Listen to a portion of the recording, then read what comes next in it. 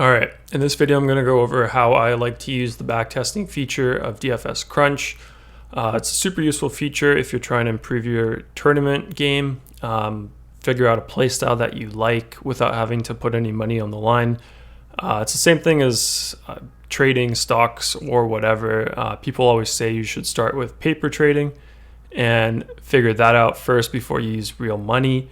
So that's why we have this in here. It's a good way to sort of figure out how to play in tournaments with our projections, with our tool, without having to put any money on the line. So the whole idea is that this backtesting feature should make it a lot easier for you to do that. You don't have to find contests in your FanDuel tab, history tab, or DraftKings tab. You could just find that all within our tool.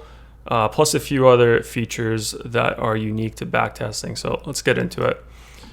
First thing you want to do, open up the site, open up the tool, pick whatever site you want to do, pick the sport you want to do. I'll do NBA FanDuel for this one, so yeah, that's what we'll do. And then the first thing you have to do is open up the calendar here at the top and then select a previous day. You can go far back, but I will just do yesterday's slate, so Sunday's slate. So after you open up the calendar, all of the concepts that we'll go over here, they work for any slate, any sport. So for basketball, you can pick any slate here. I'm going to stick to the main slate. So once you have that selected at the bottom here, click contests, and what that is going to do is it's going to show you all the different contests that are in our database for that day and for the slate you have selected. So I'm going to look for the contest that I usually like to play on FanDuel, which is the 150 entry 5-cent contest. So I'm going to open that by clicking the results link here once I find it in a new tab, and then I'm going to go back to the optimizer here and open the sidebar. So yeah, first thing that I like to do is write some stuff down. So what I would recommend if you're going to get into this is to have different categories for how you do your backtesting. So for example, this is a 5-game slate. I would treat a 5-game slate differently than I would treat a 9-game slate or a 2-game slate. So all the notes that you're going to take, all the things that you're going to come out with through backtesting, try to keep in mind the slate size, and also I'd keep in mind the entry size of the contest you're backtesting. So strategy for a 150 tournament is probably going to be different than a 20 entry tournament or a 5-man tournament or a 3-man tournament. So by man I mean entry, so 3 entry, 5 entry max.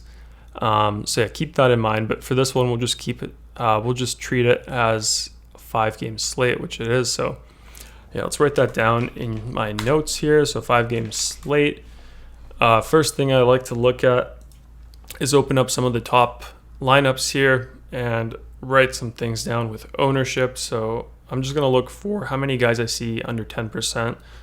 So yeah, you can see here 1, 2, 3, 4, 5 guys under 10%. So I'm going to write that down. 5 guys, or just 5 under 10% ownership.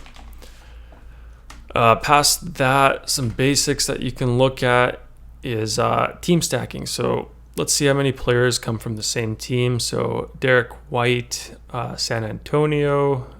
We have Pirtle here, San Antonio as well. So that's a 2-man stack, 2 stack. And then Detroit, we don't have anyone else there. OKC, no one else there. Lakers, no one else there. Pels, we have another player there, so Ingram and Hart. So it's a 2-2 stack here in basketball.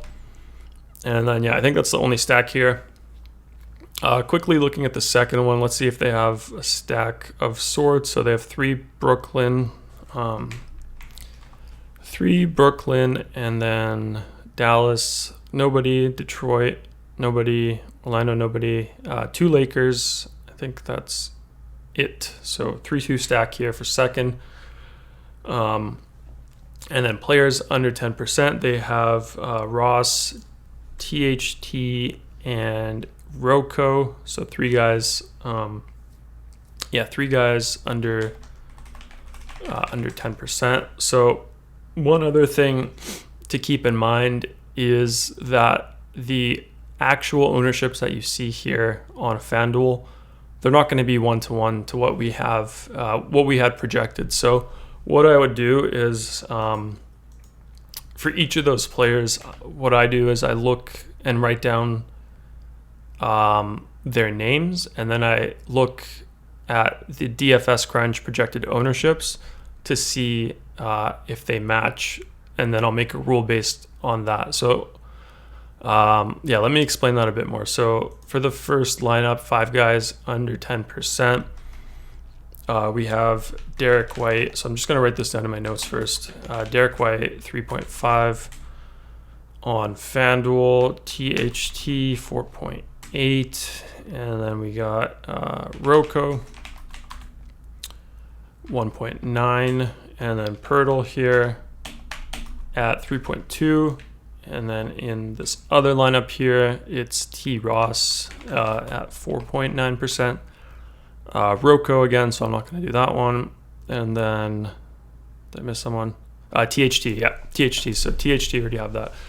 So yeah, those are a few good data points there. So what I would do myself is just keep track of this stuff across a few different 5-game slates, like a 4 to 6 game slate. Like a 4-game slate would work too, 5-game slate, 6-game slate, but you don't want to compare slates that are too different in size. So yeah, we got that data there in our notepad, and then back to the optimizer. So yeah, we're on that slate here from yesterday. So let's do some research. So the first player we got was Derek White, if I can spell. There we go. So Derek White, we have him projected at 0.13%. He was in the tournament at 3.5, so that's pretty close. So that's good. The reason this is important is because, well, I guess you'll see. But the reason it's important is sometimes you might have a player on FanDuel who is, like, they might be 8.9% or 9%, right, in FanDuel. But then in our tool, he might be 12% projected ownership. So if you were to make a rule based on our projections and you want guys who are under 10% on FanDuel, that rule here might have actually been under 12% or 15%. So that's why I like to look at that. So yeah, we got White here. He would fall under that rule. I'm just going to put this in my notes here. So 0.13%. For the actual ownership, or sorry, for the projected ownership. THT, let's look him up next. So THT 4.9%, so that's pretty accurate. FanDuel had him at 4.8. Covington is at 1.73%, so we got that there. On FanDuel, he was at 1.9, so that's pretty close. And then last guy here, you got Jakob Pirtle, 1.47 in our projection, and then he was 3.2 on FanDuel. So I'm just going to write that down. And then the other guy in the second lineup was T. Ross. So on FanDuel, he was at 4.9% in our tool. We have him at 0.53%. Lots of numbers here.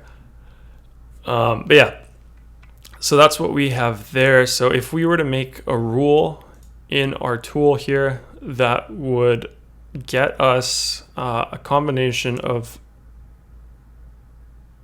wait, did I miss someone? 1, 2, 3, 4, 1, 2. Oh yeah, I missed Killian Hayes. We got Hayes at 2.4%.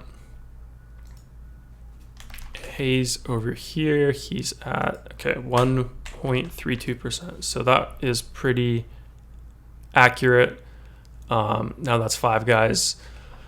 So yeah, as I was saying, if I were to make a rule in the tool that would give us, that would build us lineups that would fit into the ownership skeleton here. So the ownership skeleton, whatever you want to call it, the frame that you'd want to copy is 5 guys here who are under, well, it looks like they're under 5%, but yeah, they're under 5%, but they're under 10%. So, I mean, you could put 5% if you wanted.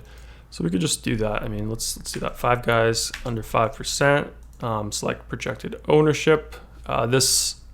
These rules, they work for other things. So you can create rules based on salary, projected points, implied win probability, which is useful for, let's say, football, for defense, or for, well, I've never done it for UFC, but I guess you could use it there. But yeah, I'm sure this could be used for many sports, but I've used it in football, and I like that for the defense slot.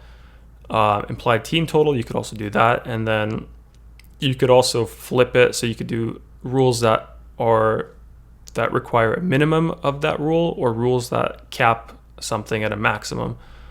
And then you could also do that by position. So by default, it'll do what we want here. So this will do all lineups have to have 5 players with a maximum of 5% ownership on any position. So if we just test that out here with, let's just do 20.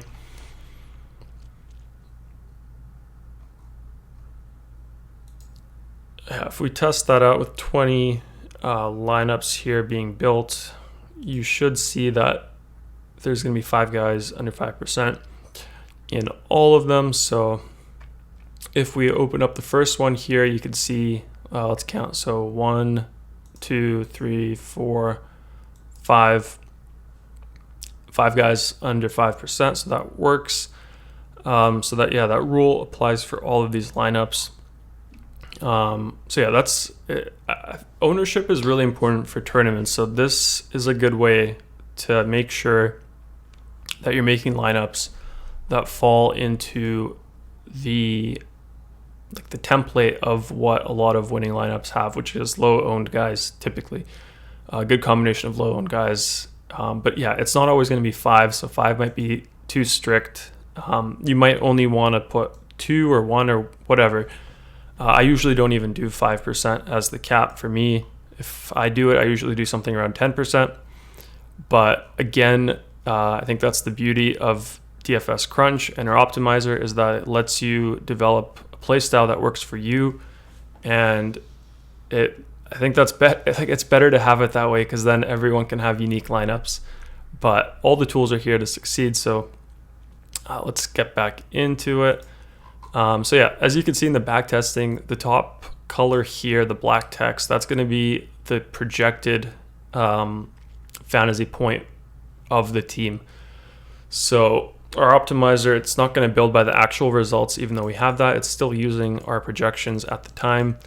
There are some nuances here. For example, if a lot of news happened on a slate after lock, by default, you're going to have a big advantage just doing backtesting for that, because our projections do continuously update, and the projections you have here for all the players, they are the most updated projections for the whole slate. So it's not like they stopped updating when the slate started, which would be a more closer result to what you would have normally if you were doing this live or before a slate started. So keep that in mind if you're doing a slate that had major changes. But overall, still super useful, even with that said, to figure out that play style that works for you.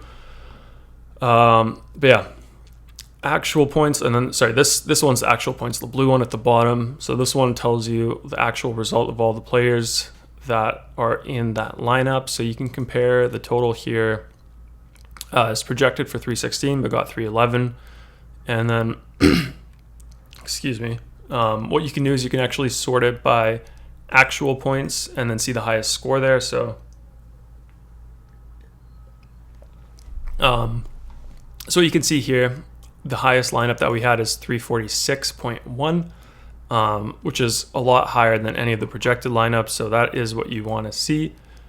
On that note, actually, I want to say that when you're building tournament lineups and you're adding all of these settings here, your projected lineups are going to have a lower projection than the default optimals, just because you are doing something different. And for tournaments, that's not something you should really care about too much, to a certain extent. But yeah, I don't worry about it too much if like my projection for tournament lineups is like 5 or 10 points, 20 points less than the actual optimal lineups have. But yeah, what you can see now is that we have 346 over here, which would not come close to coming first, but granted, we are only building 20 lineups here, so you don't know what'll happen if we build a bit more. We can do that. So some other settings that I might like to play with, as I went over in the last video, is the uniques count. So the higher you make this number, the more diverse your lineups will be. So let's just set that at 3. Let's put the randomness at 30, turn on smart random. Let's also put the salary range up. Usually you don't have to put this on, but I like to, it gives me a certain feeling of comfort when I'm using a lot of randomness to not have, to have a minimum salary, just in case. You never know what happens with random. So this is also actually something you can look into. So if you want to do your research, you can go over some lineups and actually count the salary of the winning lineups, and sort of see where that lies for different slate sizes. Yeah. So we changed some settings. Let's hit build and see what we get and go from there.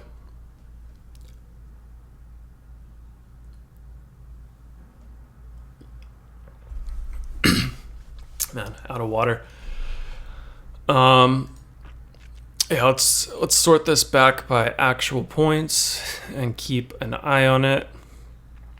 The one thing I'll say is you want to focus on a process that you can repeat. So what you don't want to do is create some sort of backtesting.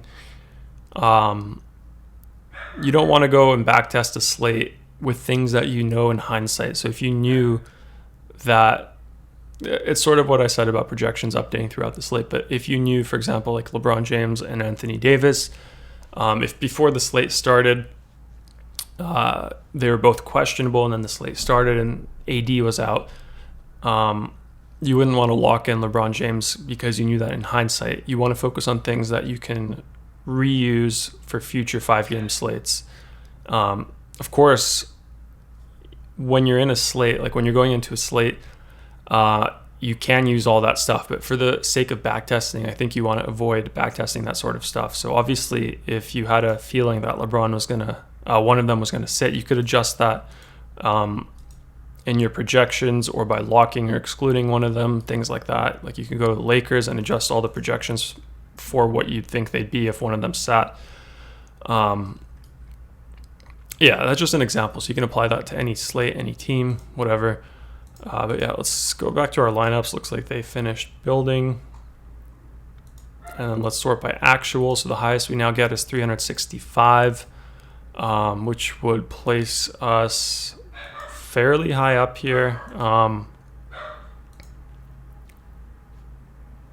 Yeah, like in the top 50, top 100. So that's usually pretty good, I'd say. So yeah, that's all the features that we backtested here. So that's that. Let's go over the other thing here, which is the team stacking. So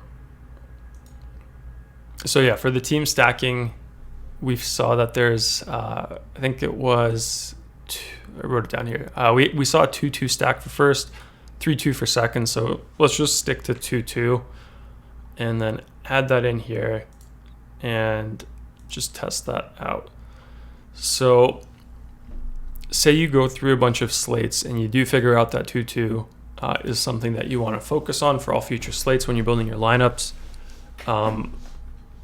This is how you would do it. And if what I'll say is, like, For the team stacking feature, if going into the slate you have a team that you like let's say a lot of players are missing from one team, so you really want to focus on that team, what you can do is you can select that team more, and then you'll have just the teams that you like. So it could be like these, if these are the teams that we like. But yeah, that's definitely something you can do slate by slate. But when we're back testing, I'm not going to do that. I'm just going to select all, because like I didn't play the slate yesterday, so I don't really know what happened. So I'm just going to pretend like the settings are all I know. So I know that 2-2 works. So yeah, let's add that stack size 2. Here you can specify the unique players within the stack. I'll make dedicated videos going over what each card does here in the sidebar and how they work. Otherwise this video would be pretty long, but let's just leave it at 2 here. Select all the teams, leave it at 100%, save that, and then let's add another 2-2 stack. So you can either go down here, do the same thing, or just duplicate that. So as you can see, we have 2 2-2 stacks here for our lineups. So that was something that we saw in the winning lineup. So let's rebuild. We had 365 here last time, so let's see what we get with the team stacking setup.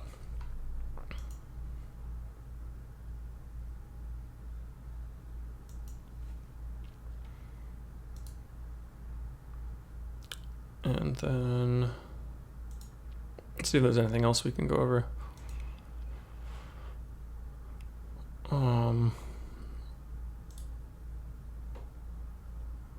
Yeah, I feel like that's pretty good. We'll just go over that for today. It's quite a bit.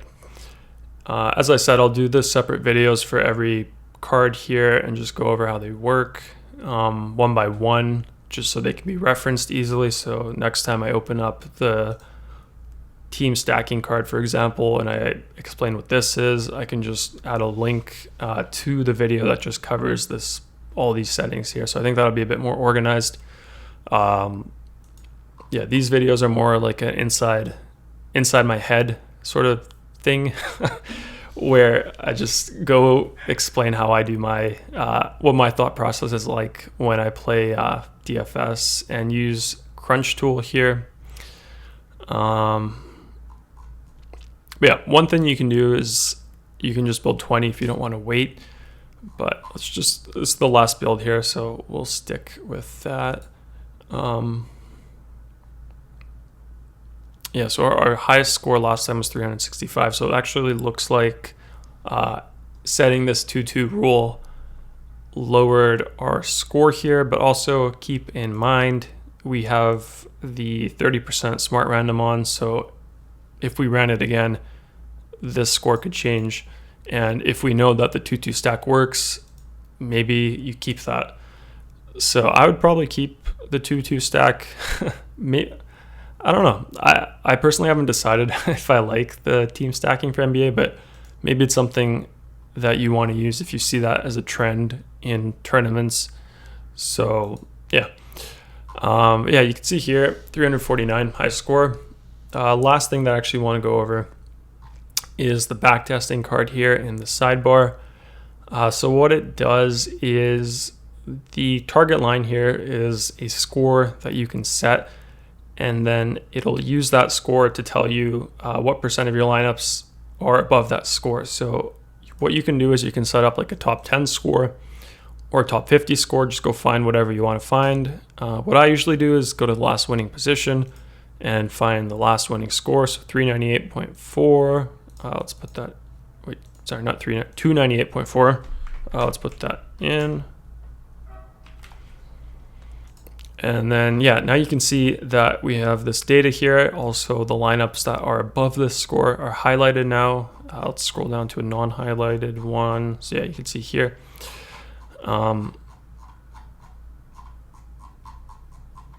Yeah, so that's what that does. It also tells you the success rates. 50% of the lineups got higher than the score you set here. Also shows you the highest score and your average score. So those are some things you can look at. But yeah, I think that's all there is to backtesting. Just repeat the process for a few slates. try out the different settings as well. There's more settings than just this, but I think these are the ones I would focus on. I like to focus on. So one other one I would like to do sometimes, one other one that I do like to do sometimes is the max total ownerships here. So what that one is if you went here and added up the ownership of this team. So I can do that. 3, let's just round it up. So 4 plus 3 plus 38 plus 5 plus 12 plus 27 plus 67 plus 2 plus 3. So it's 161. So what that does here is it'll cap your lineup's total projected ownership within that limit. So it was 161, I think, for the FanDuel contest we just looked at. So maybe you want to set that up here. But the other thing is, like I mentioned earlier in the video, is keep in mind that the projections in our tool might not be 1-to-1. They definitely are not 1-to-1, but they're pretty close to the actual projections for the ownership.